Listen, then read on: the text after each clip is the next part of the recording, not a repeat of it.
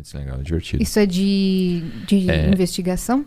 Tá dentro da investigação. Eu trabalhei 5 anos no departamento de homicídios, trabalhei com local de crime e...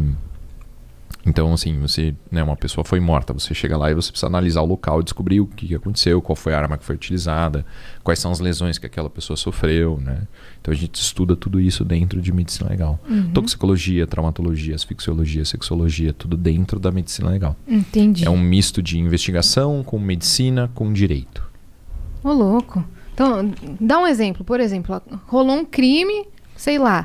Vou te dar vou dar um caso. Me dá um caso. Um caso legal. Então imagina que você chega num local de homicídio e você vê a vítima é um homem, ele tem uma corda em volta do pescoço e ele está preso no registro do banheiro. Sabe o registro do banheiro? Aquele negócio que fica lá em cima, né? Aquela que você fecha e tal.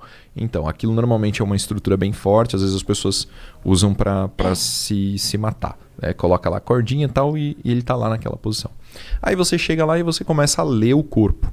Né, entender quais são os sinais que estão, né, os sinais característicos de asfixia e tal, e você percebe que não está batendo muito certo.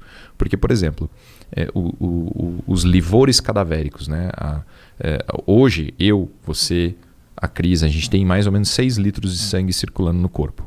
Tá? E tem uma bomba, que é o coração, que está bombando esse sangue. Quando a gente morre, o coração para de bater. Então o sangue ele funciona, né, ele vai parar de circular por força da bomba, ele vai se depositar. Quando ele se deposita, ele forma essas manchas. E essas manchas têm uma relação com a forma como o corpo está.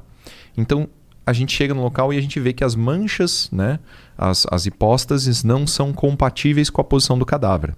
E aí você começa a entender, bom, então esse cara aqui, na verdade, ele estava caído no chão, né? Alguém pegou ele, pendurou e falou que foi um suicídio. Exato. Só pela mancha do corpo. Por um sinal cadavérico do corpo. Aí você vai pensar, bom, quando a pessoa morre asfixiada, ela tem algumas características no pescoço, ela tem, dependendo, né, do ponto do laço, vai ter equimoses no lado do pescoço que vão sinalizar que, né, ela ficou pendurada, vai ter fratura em alguns ossos, em outras coisas assim. Então você lê o corpo com o objetivo de descobrir se aquilo que está aparente é verdade. Né? Por exemplo, aquele caso da menina da Nardoni, né? Que, se eu não me engano, os pais alegaram que ela caiu da janela, né? E como que dá para descobrir se ela caiu ou foi empurrada, se Então, isso é um pouco queda mais é muito difícil. Parecida? É um pouco mais difícil de você ler o corpo e saber essa dinâmica. Mas eu não lembro se vocês lembram do caso da menina Sofia? A Sofia é uma menina de 4 anos que morreu asfixiada. O pai disse que ela tinha morrido com uma sacola na cabeça. Eu trabalhei na investigação desse caso, né? E quando eu cheguei, né, o que o pai falou? Ele falou que ele entrou no banho e que a menina tinha asfixiado, né, com uma sacola plástica. Acontece, existe. Isso é um acidente, né? Aqui a gente da não criança tem nenhuma, brincar, né? A gente não tem nenhuma sacola plástica na mão, mas a sacola do supermercado ela é muito fininha e ela forma uma válvula na boca da criança, né? Quando ela expira, o ar sai e quando ela inspira, faz um decréscimo de pressão e o saco plástico vem em direção à boca e faz essa válvula e impede a respiração. Quando a gente chegou, eu cheguei no local de homicídio, né? O crime tinha, né? O fato tinha acabado de acontecer. A primeira coisa que eu fiz foi, né, pedir para o perito medir o saco plástico, medir a circunferência da cabeça. Já quando eu peguei no plástico, eu já senti que ele era muito grosso, que não era compatível com a função da válvula.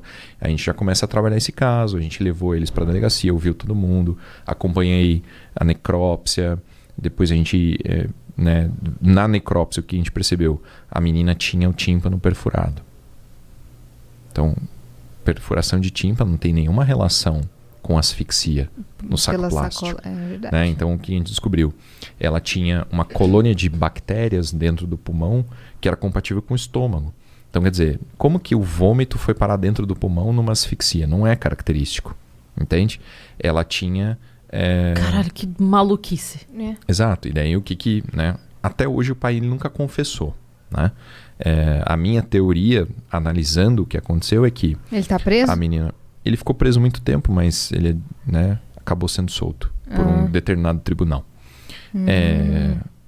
Ele... Na minha teoria, ele deve ter dado um tapa na menina, porque ele é destro e era o ouvido esquerdo dela, que estava perfurado. Então ele deve ter dado um tapa na menina, perfurou o tímpano. Perfuração de tímpano causa uma dor muito grande, muito intensa, a criança chora. Às vezes, quando a criança chora muito, ela não vomita. Né? Ela, então, chorou, vomitou, ele deve ter tentado tampar a boca dela, por causa do choro, a intensidade e tal, no desespero. Ela acabou aspirando vômito, acabou sufocando, morreu asfixiada. Né? Aí ele deu um banho na menina, ele lavou ela, ele estancou o sangramento do ouvido com um pedaço de papel higiênico e colocou o saco plástico na cabeça e forjou essa história. Então a importância da medicina legal é essa, é analisar a narrativa, analisar a vida real e ver se as coisas batem. Se não bater, algo está errado. A gente prendeu ele no dia do funeral da menina. No funeral da menina a gente saiu com ele preso. Né? Ficou preso. Mas como vocês puderam prendê-lo? Eu representei pela prisão preventiva, né? Temporária e depois a preventiva dele. Mas não foi flagrante delito. Entendi. Mas aí você apresentou essa teoria? Isso, a gente ficou 3 dias sem dormir. A primeira vez que eu dormi foi no necrotério, esperando a necrópsia. A segunda vez que eu dormi nesses 3 dias foi no fórum, esperando o juiz da prisão. Caraca, meu.